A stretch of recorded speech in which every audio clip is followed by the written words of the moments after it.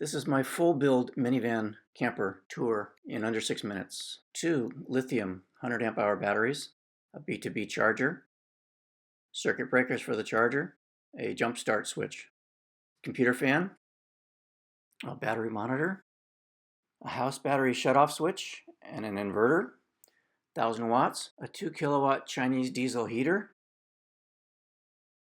the intake screen, and some of the installation. This is the kitchen countertop. It's 5 foot and then a couple foot extension. Countertop is in 3 sections, and I use a piece of metal to hold all 3 together, and then I remove the piece of metal after I've camped. The kitchen has computer fans. They're hung on hooks on one end and magnets hold it up on the other end. Same with the skylight fans. This is for ventilation through the skylight. And this is a 40 quart Dometic refrigerator. Inside I keep a Bluetooth thermometer for temperature.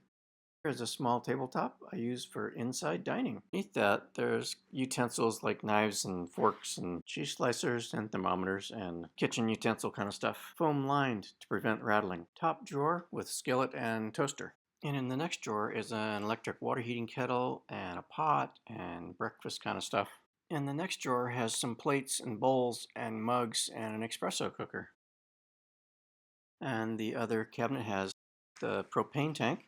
And this is a 2-section door so that I can open the door while the bed is set up. And up above is the stove, and it's a 2-burner stove. It's the smallest I could find that would fit in this space. This is a spice rack that goes on the top of the stove. And there's another fan on the kitchen. And this is a 3 settings gooseneck light for cooking with the stove outside the van. And these are double layer thickness Costco blackout curtains that my wife chopped up and had to sew 2 layers thick to make them actually block the light. They are hung on aluminum tent poles around the top on all of those curtains. And the corners are held tight with a washer that's stuck to a magnet that is screwed down where the door handles used to be. The curtain rod is held in with the loop at the center piece of wood there that holds it in place, and then the ends are a small block of wood that I drilled out to fit the tent poles through.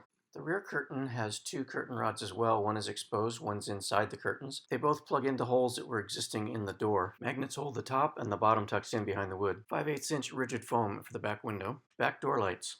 And the kitchen rolls out for outdoor cooking, which reveals 4 gallons. Water behind the seat, and my plug for the refrigerator, a pump for the shower, a 40 micron water filter, and hose connections. The shower and hose accessories, the shower working, shower tent, rooftop electric heated shower water, the solar charge controller with circuit breakers on both sides. Changing from rear facing couch into bed mode, this is 3/4 inch plywood, full length piano hinges, and Swiss cheese cutting. Beneath the bed is where the food pantry is. There's 2 sections there. On the right side there is storage for skis where the chairs are presently sitting. This is a clothes cabinet that fits packing cubes. This I store blankets and a pillow, toilet paper and towels here. More packing cubes on this side. Next to it's the thermostat for the Chinese diesel heater. This is the window cabinet. It has light, fans, and window screen for the vent window and some bug zappers. This is the medicine cabinet with first aid supplies, space blanket. These are side door window screens, both sides. They go in from the outside, and they're held in place with these little levers that I made. They swing in and out of place to lock the screens in. Around the edge, you can see there's some expanding stick-on foam that helps fill the gaps so that there's no mosquitoes getting in.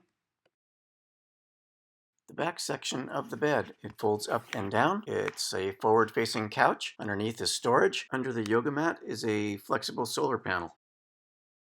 Here's our massive bathroom area and a diagram of what those things are. Below that are spices, and below that is another storage cabinet with a USB water pump, batteries, cords, a spare controller, and gaskets for the Chinese diesel heater. On the other door is storage for various small items. Bug spray, umbrella, soap, and shampoos. Lots of things.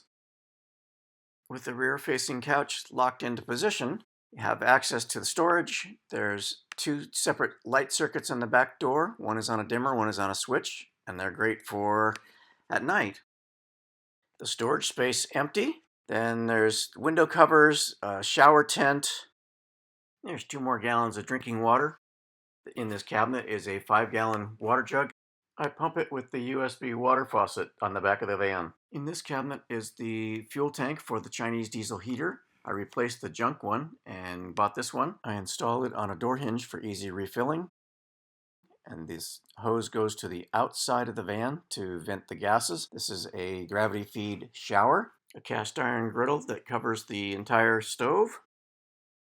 And this is a gooseneck light, just like over the kitchen. This is a Ketter rail for the bug screen and awning. Both use this track to attach to the car. Awning pole, folding bicycle, hold downs, super strut roof rack extensions for dual water storage, insulating the water storage, attaching it to the strut, insulated water heater tube components.